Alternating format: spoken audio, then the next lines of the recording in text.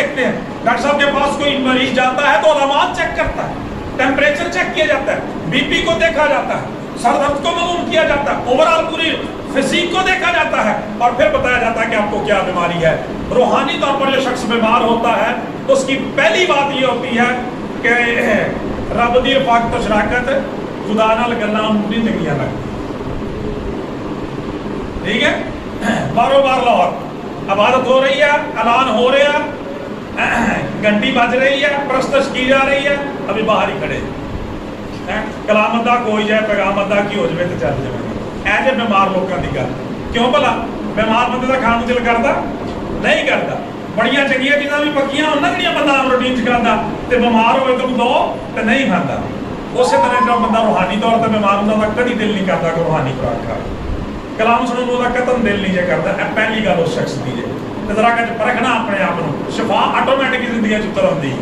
ٹھیک ہے, کیونکہ لکھا وہ اپنے کلام کو نازل فرما کر شفا دیتا ہے, اور جب کلام نازل ہوتا ہے آپ تو وہاں پہ ہوتے ہی نہیں, اپنے آپ کو پیش نہیں کرتے. پہلی اس کی بات یہ ہے خدا کے ساتھ رفاقت و شراکت, میل ملاپ, محبت, خدا کے منہ کی باتیں, خدا کے کلام کو سننا اسے اچھا نہیں لگتا. اور خدا کا پاک کلام یہ بھی بیان کرتا ہے کہ وہ پڑھ سکتا تو اسے پڑھنا بھی اچھا نہیں لگتا.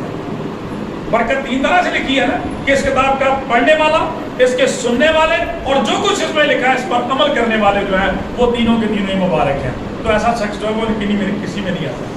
بیمار کچھ بھی نہیں کر سکتا. بیمار بچہ نہ پڑھ سکتا ہے, نہ سن سکتا ہے, نہ اچھے طریقے سے لکھ سکتا ہے, نہ اچھے طریقے سے پین چلا کے امتحان دے سکتا ہے. اسی طرح سے ایمانداروں کا حال ہے. سو ایسا شخص جو ہے وہ خدا سے پرے پرے.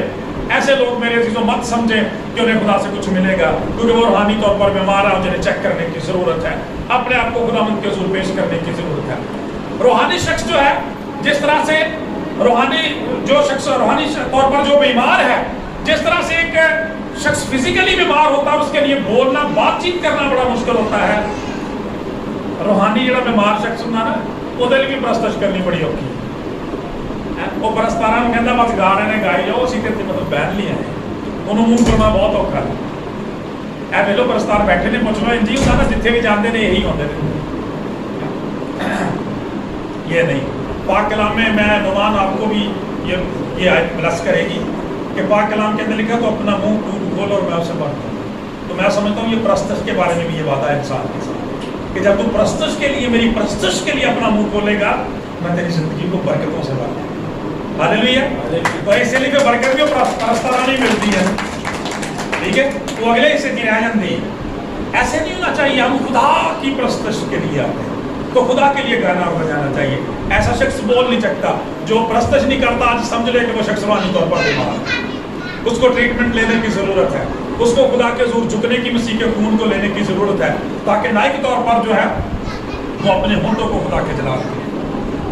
میں نے کئی دفعہ شاید آپ کو یہ بات بتائی ہے کہ بائبل مقدس کی سب سے بڑی کتاب پتہ کون سی ہے؟ پرستش کی کتاب ہے. زبور کی کتاب 150 باب ہے اس میں, اور اس کا ہی باب سب سے بڑا 119 سے 176 آیتیں اس کی.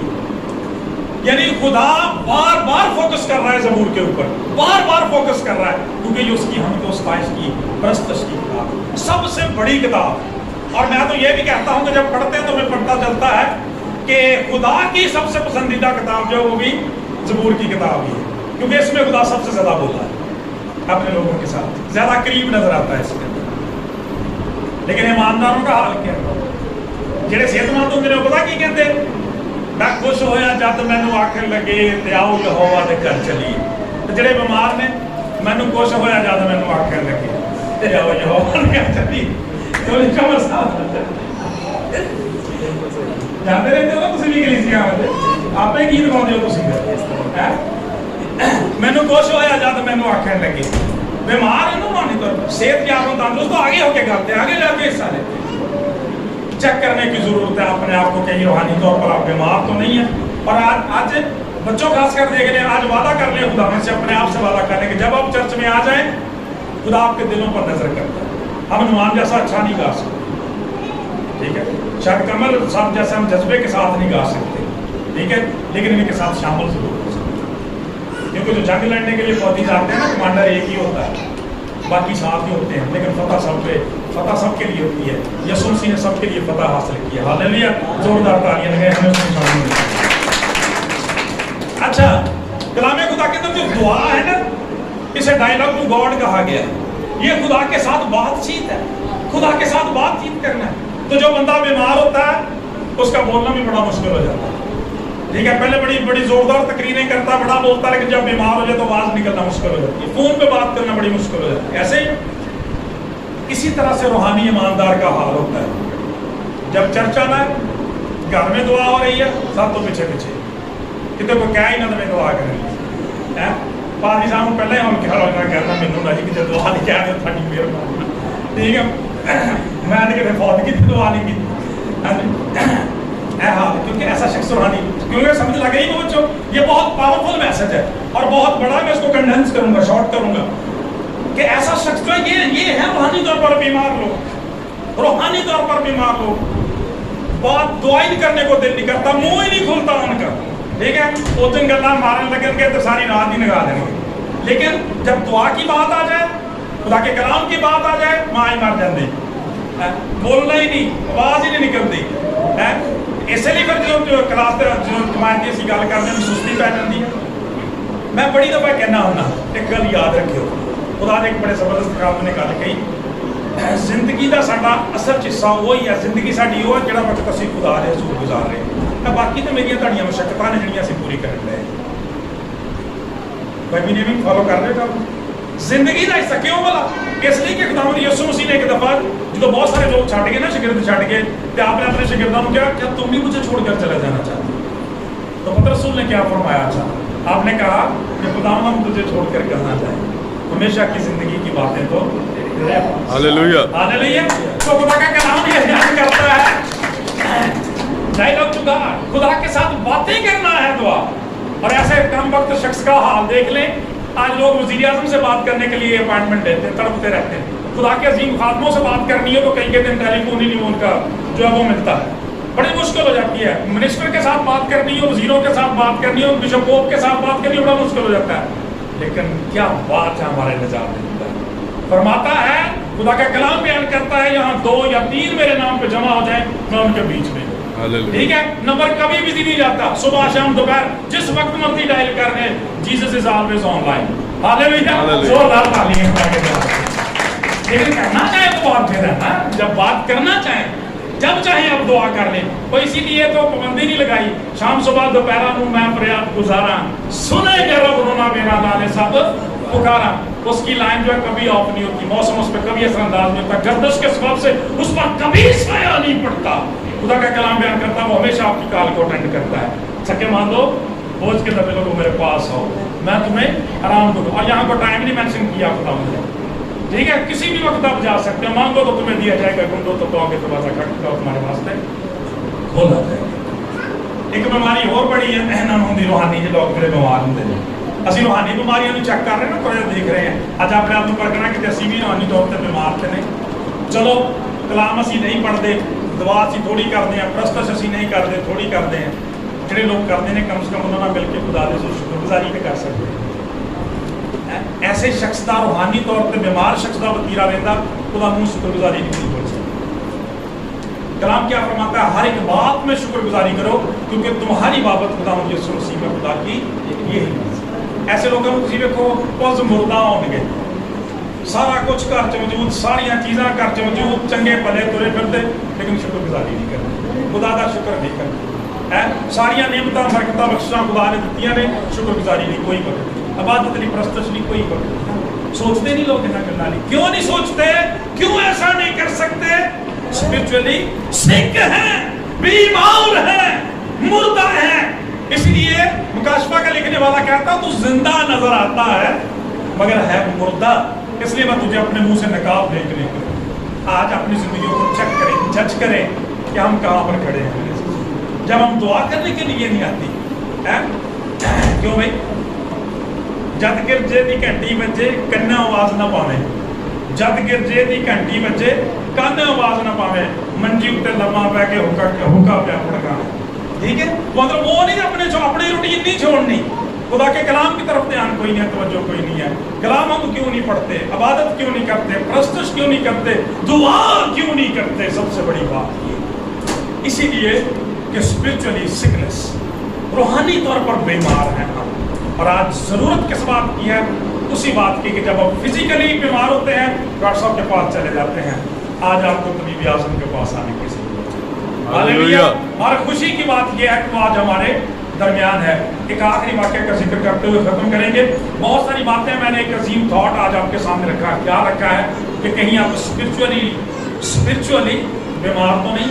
क्यों डॉक्टर साहब? उसकी वजह पता क्या है? डॉक्टर साहब सामने खड़े हैं तो मुझे वो मेडिकल सारी ट्रीटमेंट याद आता जा रहा है।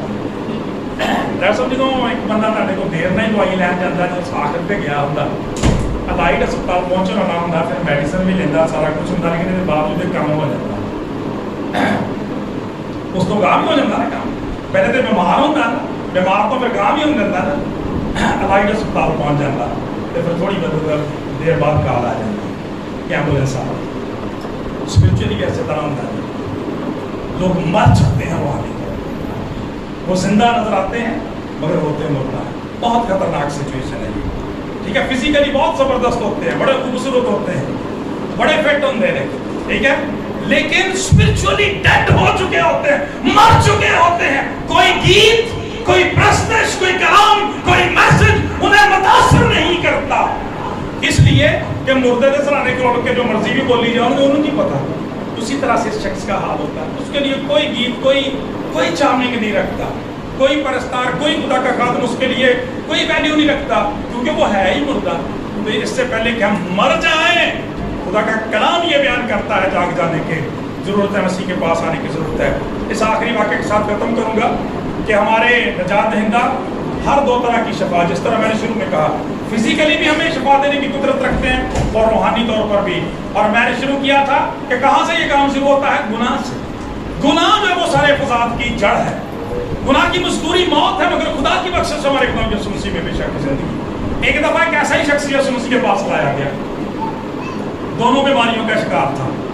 और ऐसा अंदाजा कर लो जरा जरा एहो जिहा शख्स होवे जरा जिस्मानी भी बीमार होवे तो रूहानी में बीमार होवे, उन्हें मेरे ख्याल लाइट अस्पताल भी नहीं जाना, ठीक है, वो गोदरे जी काम खत्म, ठीक है। तो खुदा का कलाम कहता जब तक तू मदई के साथ रहा में उसे जल्द सुलह कर दे, छेती कर, डॉक्टर के कोल पहुंच ताकि पता लगे। खुदा का कलाम कहता है ऐसे ही शख्स को लाया गया, मफलूज है, फालत ज़दा है, कई सालों से इस कंडीशन में है। खुदा का कलाम ये बयान करता है जब यीशु मसीह के सामने लाया गया। और यहाँ मैं थोड़ी ये बात भी करना चाहता हूँ कि जब वो शख्स को यीशु मसीह के पास लाए तो उन्होंने देखा कि अंदर जाने की जगह ही कोई नहीं है, अंदर जाने की जगह ही कोई नहीं है, उसको अंदर नहीं ले जाया जा सकता। मेरे अजीजों कई दफा ना ऐसे तरह ही होता रूहानी मैनेज। फिर आखिरी वक्त में बारिश आपको दुआ करो, इनको फजल करो, दुआ करो, हाँ जी, फिर नंबर ही नहीं मिलते, नंबर ही नहीं लगते। खुदा का पाक कलाम बयान करता है वो शख्स तो रूहानी तौर पर मुर्दा था, लेकिन उसके साथ जो थे वो रूहानी तौर पर जिंदा थे। उन्होंने क्या किया? उन्होंने कहा कोई बात नहीं है, ऊपर चढ़ो भी छत खोल दे, ठीक है। मैंने तो माजरा किया, घर आ लिया था, उन्होंने कहा जी बंदा मतलब सीरियस है, ठीक है, बहुत सीरियस कंडीशन है, तो यीशु मसीह तक पहुँचा, यीशु मसीह तक पहुँचाया गया। और खुदा का कलाम ये अजीब बात बयान करता है कि इससे पहले कि खुदा यीशु मसीह फिजिकली उसे सेट करते, आपने फरमाया बेटा तेरे गुनाह माफ। हालेलुया। ऐसे गुनाहों की गल नहीं इसी ना कि ये गुनाहगारों के साथ खाता और पीता है। खुदा का कलाम ये बयान करता है आया ही गुनाहगारों के लिए। खुदा का पाक कलाम बयान करता है बेटा तेरे गुनाह माफ हुए। उसके पहले रूहानी बीमारपन को दूर किया है, रूहानी फलज को दूर किया है, जिन पर कोई कलाम पैगाम परस्त असर नहीं करती, रूहानी फलज के मारे हुए लोग हैं। खुदा का कलाम कुछ असर नहीं, जैसे चल जाते हैं वैसे ही चले जाते हैं। साल हर साल ऐसे कैसे गुजर गए, कोई तब्दीली नहीं, कोई दवाई नहीं, कोई ईमान नहीं, कोई एनकरेजमेंट नहीं। खुदा का कलाम कहता बेटा तेरे गुनाह माफ हो। फकीर फरीसी होते भी मौजूद थे, होते भी यह गाली कर देती। उन्होंने क्या खुदा तो कौन गुनाह माफ कर सकता, सच्ची गल कर ऐसा, ठीक है। लेकिन देखते भी नहीं देखते थे, वो खुदाई मुजस्सम तो बैठा हुआ था। खुदा का कलाम ये बयान करता है ये साबित करने के लिए कि वही खुदाई मुजस्सम है, वही खुदा का बेटा है, वही शाफी है। खुदा का कलाम कहता उस बच्चे से कहा कि बेटा अपनी चारपाई उठा और अपने घर चला जा। और खुदा का कलाम कहता उसके देखते देखते वो बाहर चला गया। खुदा साबित क्या हुआ? खुदा का कलाम क्या बयान करता है? यीशु मसीह ने कहा कि आसान क्या है ये कह देना कि तेरे गुनाह माफ हुई, अपनी चारपाई उठाकर चल फिर, लेकिन इसलिए कि तुम जानो कि इब्ने आदम को जमीन पर गुनाह माफ करने का भी इख्तियार। हालेलुया। यानी हमारे रूहानी बाजपन को, रूहानी फालज को, रूहानी मौत को, बीमारियों को خدا کا کلام کہتا ہے ختم کرنے کی قدرت یسوع مسیح کے پاس ہے، اور اس شخص کو دونوں طرح سے شفا دی ہے۔ لیکن خدا کا کلام یہ بیان کرتا ہے اس سے پہلے کہ اسے کا فزیکل ٹریٹمنٹ کیا جاتا، اسے فزیکل میڈیسن دی جاتی، خدا کا کلام کہتا ہے اس کا روحانی طور پر اس کا علاج کیا گیا، اس کے گناہوں کو دھویا گیا، تاکہ خدا کا کلام یہ بیان کرتا وہ زندہ تو ہو جائے پہلے تو، کیونکہ جب روحانی طور پر ہی مردہ تو جسمانی طور پر زندہ ہونے کا سوال ہی کرتا۔ خدا کا کلام یہ بیان کرتا ہے دن خدا یسوع مسیح نے اسے فزیکلی سیٹ کیا اور وہ اپنے گھر چلا گیا۔ آج ہمارے لیے آپ سب کے لیے بھی خوشی کی خبر ہے کہ یسوع مسیح فرماتے ہیں، خداوند فرماتے ہیں کہ میں گناہ گاروں کو توبہ کے لیے بنانے کے لیے ہے۔ آخری بات جو آپ سے کہنا چاہتا ہوں وہ یہ سوال اٹھنا چاہیے ذہنوں میں کہ پاری صاحب ہے گل تو سمجھ آتی ہے کہ بیمار ہو گئے تو ڈاکٹر صاحب کو گئے تو دوائی لی، انہوں نے دے دیتی دکھا دی۔ روحانی بیمار جڑے نے انہوں نے دوائی کیڑی تھی، انہوں نے کی کرنا ہے؟ خدا کا کلام کہتا ہے کہ میں گناہ گاروں کو توبہ کے لیے بنانے کے لیے، توبہ جس گناہ دی بیماری دا علاج، توبہ جس روحانی پن دا اندھے پن دا علاج۔ خدا کا کلام بیان کرتا ہے کہ توبہ کرو، بس توبہ کرو اور رجوع لاؤ تاکہ تمہارے گناہ مٹائے جائے اور اس طرح سے خدا کے حضور سے تازگی کے دینا ہے۔ لہذا جو شخص، جو لوگ، جو بیٹیاں روحانی طور پر میرے عزیزو آج بیمار ہیں، خدا کے کلام کو آپ نے سنا ہے، چیک کریں اپنی دعائیا روٹین کو، بائبل ریڈنگ کو، اپنی پرستش کو، خدا کے کلام کی تلاوت کو، اپنے حفظ کی روٹین کو، چرچ جانے کی روٹین کو چیک کریں۔ کیا آپ زندہ ہیں؟ روحانی طور پر پس مردہ تو نہیں ہے، بیمار تو نہیں ہے؟ اگر ایسا ہے تو پھر آج ان گناہوں سے، ان چیزوں سے توبہ کرنے کی ضرورت ہے جو آپ کو خدا تک آنے سے روکتی ہیں، تاکہ ہماری زندگیاں ببرکت ہوں اور خداوند کے نام کو عزت اور جلال ملے۔ خداوند سے دعا اس کلام کے وسیلہ سے ہم سب کو آئیے جی